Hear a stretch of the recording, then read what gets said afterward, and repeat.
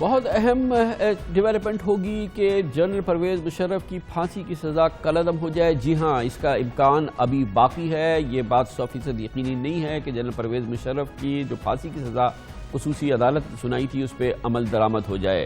پرویز مشرف سنگین غداری کیس میں شاید ابھی ایک ٹوئسٹ باقی ہے، اور جو کہ اس وقت بہت اہم معاملہ ہے.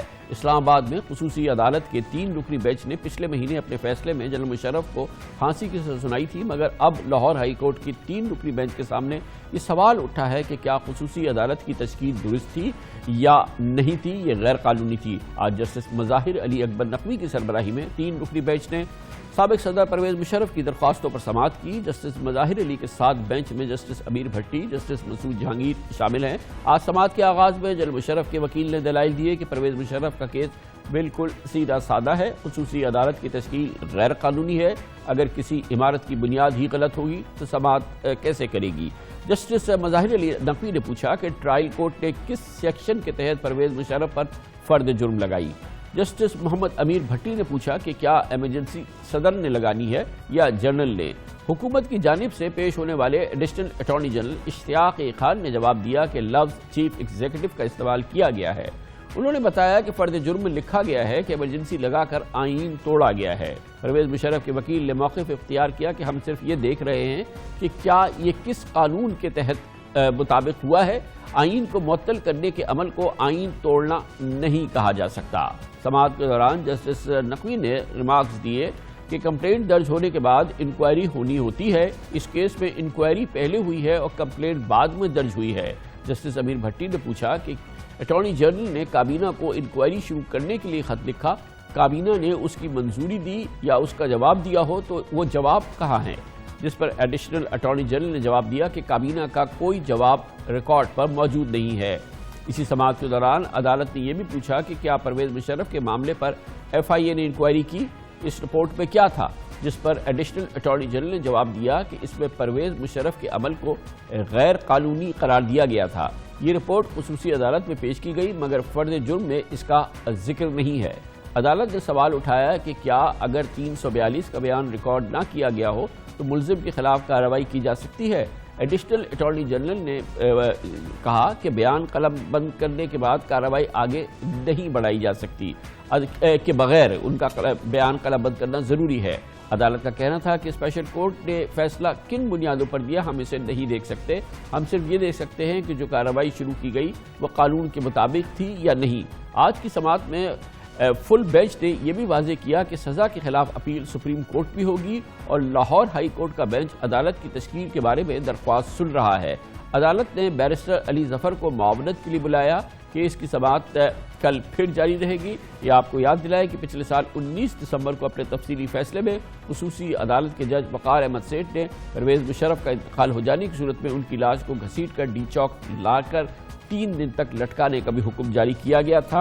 اس پوری صورتحال میں بات کرتے ہیں. ہمارے ساتھ موجود ہیں ممتاز قانونی ماہر لیگل افیئرز ایکسپرٹ جناب بیرسٹر سعد رسول. بہت بہت شکریہ بیرسٹر صاحب.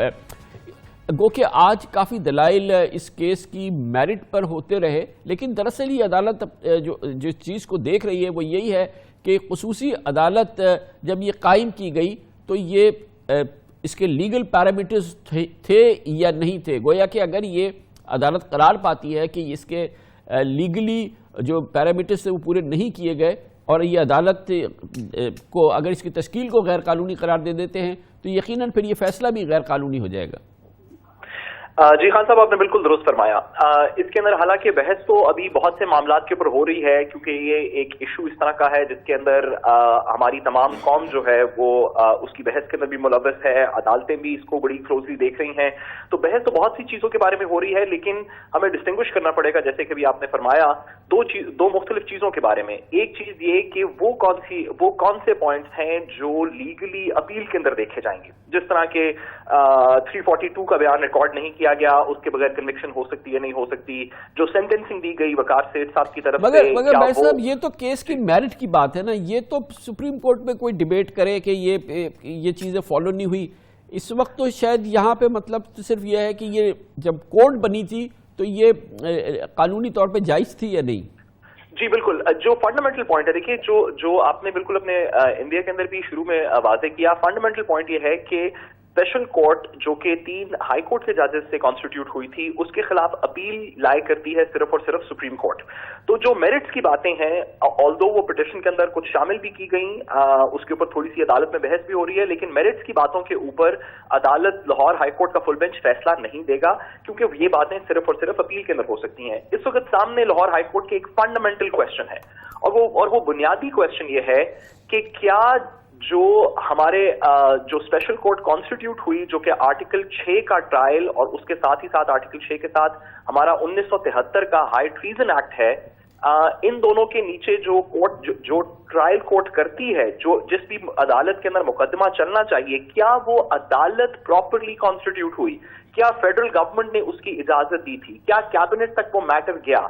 क्या जो प्रोसीजरल लेकिन बैरिस्टर साहब ये बताइएगा कि क्या इसमें ये सवाल नहीं उठेगा कि इस अदालत की तश्कील के इतने सालों के बाद, तकरीबन 5-6 साल बाद इसकी तश्कील को चैलेंज करने का क्यों सोचा गया? जब पूरा मुकदमा चल गया, जब तमाम चीज़ें हो गई, तो फिर अब इस अदालत की तश्कील को क्यों चैलेंज किया जा रहा है? टाइम बार्ड नहीं हो गया मामला?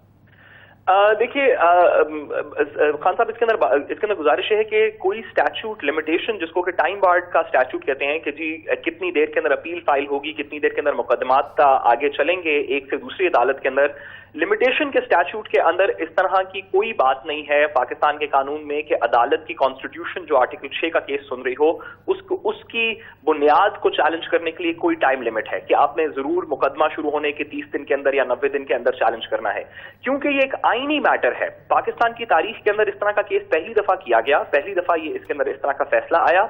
तो क्योंकि एक आईनी मैटर है, कॉन्स्टिट्यूशन की इफेक्टिव तशरीह है या कानून की उसके नीचे बने हुए हाई ट्रीजन एक्ट की तशरीह है, तो कानूनी मैटर्स जिनके ऊपर लिमिटेशन का एक्ट के अंदर कोई वाज़े मुमानत ना हो, वो किसी भी वक्त केस सुना जा सकता है, वो किसी भी वक्त उस केस को देखा जा सकता है। मैं सिर्फ एक एग्जांपल देना चाहता हूं कि अगर तो कोई एक अदालत मुकदमा सुन के उसका फैसला कर दे और बाद में पता चले, लेट्स से कि फौजदारी की अदालत दीवानी मुकदमा का फैसला कर दे, या एंटी टेररिज्म कोर्ट जो है वो प्रॉपरली कॉन्स्टिट्यूट ना की गई हो, एक साहब ATC का केस सुन के फैसला कर दें, और अगर फैसला दुरुस्त भी हो, मेरिट्स की बात तो सुप्रीम कोर्ट में देखी जाएगी, अगर फैसला दुरुस्त भी हो तो आइन के पैराहे के अंदर रहते हुए हमारी जो कॉन्स्टिट्यूशनल कोर्ट्स हैं, यानी कि हाई कोर्ट और सुप्रीम कोर्ट, ये बात देख सकती हैं कि क्या जिस अदालत ने फैसला सुनाया, क्या वो अदालत प्रॉपरली हमारे आइन और कानून के नीचे कॉन्स्टिट्यूट हुई थी या नहीं हुई थी। मैं एक और बात जरा वाजे करता चलूं कि आपकी इजाजत से कि इस full bench Lahore high court का जो भी फैसला होगा, बेशक वो कहे कि अदालत का लदम थी, गलत कॉन्स्टिट्यूट हुई थी, या अपहोल्ड कर दे कहे कि अदालत दुरुस्त तरह कॉन्स्टिट्यूट हुई थी, इसके खिलाफ भी अपील सुप्रीम कोर्ट में जाएगी।